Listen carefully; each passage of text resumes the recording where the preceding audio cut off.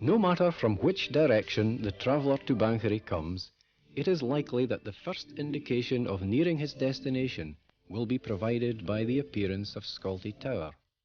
From Torfins in the north, or from Aberdeen in the east, from Fingen in the west and Cairnamount in the south.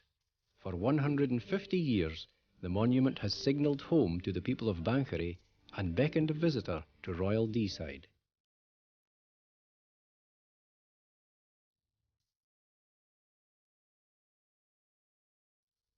Standing like a sentinel over the town, the granite tower was erected to the memory of General William Burnett, Banchory Lodge Estate, who after a brilliant military career, including service in the Napoleonic Wars, was appointed ADC to King George III. But time had taken its toll of this familiar landmark. Fire destroyed the original wooden internal staircase earlier this century, and the inner walls were in poor condition. Now the tower has been restored to its former glory through an ambitious project by the Rotary Club of Banchory-Ternan. The restoration of Scolty Tower, or the Burnett Memorial to give it its correct title, was launched in 1990, with a completion date set for 1992, fittingly marking the 150th anniversary of the erection of the tower in 1842. It was no straightforward job. Approvals were sought and granted from numerous bodies, including the Historical Buildings and Ancient Monuments of Scotland, and of course there was the £20,000 cost. It was met through a variety of fundraising events run by Rotary. Indeed, a Rotarian and his wife even walked 120 miles of the Southern Upland Way on sponsorship for the project. Help and advice was provided by Cadet and from oil-related companies who played an important role in making it possible, in particular BP Exploration, AOC International, who are the main funders of the staircase part of the project, Rigglass Energy, Enterprise Engineering,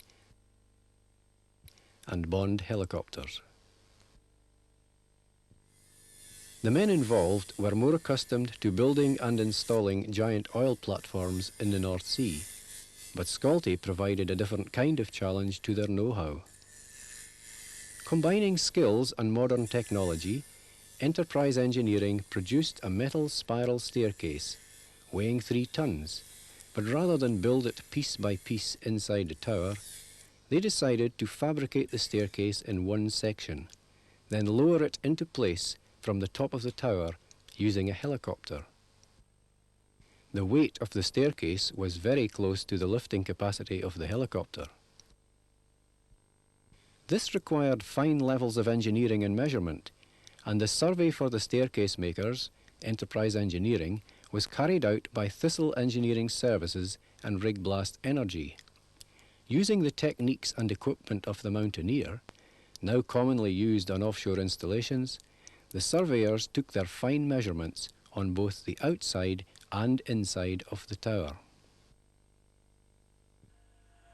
The great day arrived, and early on Saturday, 5th September 1992, engineers, pilots, Rotarians and photographers gathered on the windy top of Scolty for the installation of the staircase.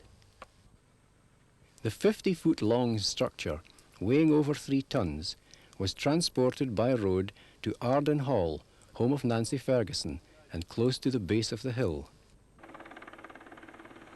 From there, it was uplifted horizontally by helicopter to the top of the hill.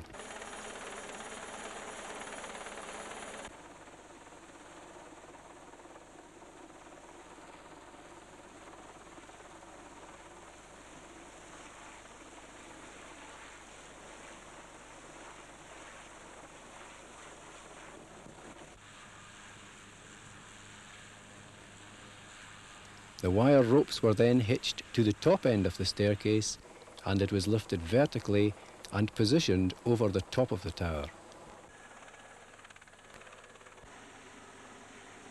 Despite a strong wind, the operation went like clockwork. Bond helicopter pilot Hugh Martin was operating blind, relying on instructions relayed by radio from his winchman lying on the floor of the machine.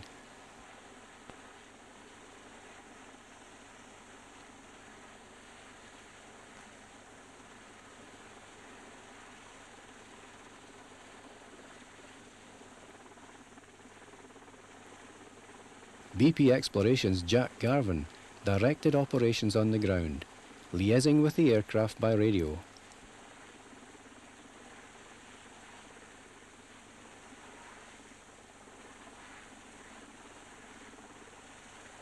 And at 10:25, the staircase was successfully lowered through the top of the famous D-side landmark.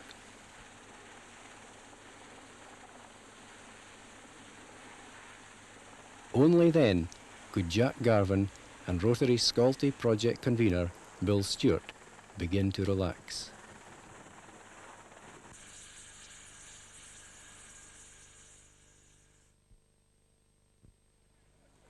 Shortly afterwards, Tuesday the 15th September was a red-letter day for Rotarians and Banchory folk alike, when HRH the Prince of Wales visited the D-side town to officially reopen the tower.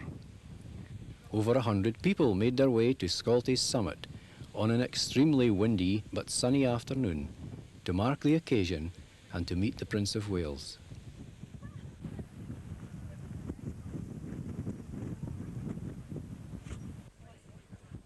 In making formal introductions of key personnel in the project to Prince Charles, Rotary President Phil Taylor paid tribute to the research and attention to detail undertaken by the club's Scolty Project Committee under the most able leadership of project convener Bill Stewart.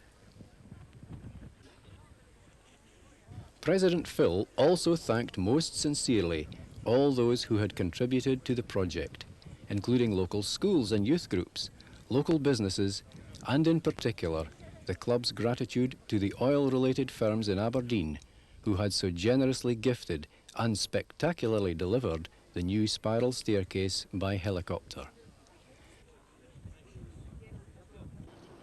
Prince Charles then unveiled a plaque to mark the reopening of Scolty Tower and was presented with a bound scroll and banner of honorary membership of the Rotary Club of Banchory-Ternan. After the formalities were over, the Prince wandered among the crowd, chatting to individuals and groups, and obviously in a very relaxed and cheerful mood, before leaving the hilltop.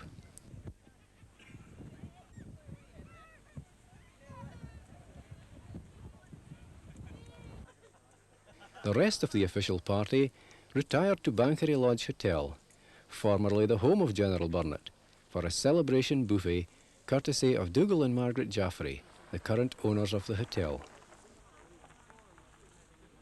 But the story does not end there, for a trust fund has been set up to ensure the tower never again falls into a state of disrepair.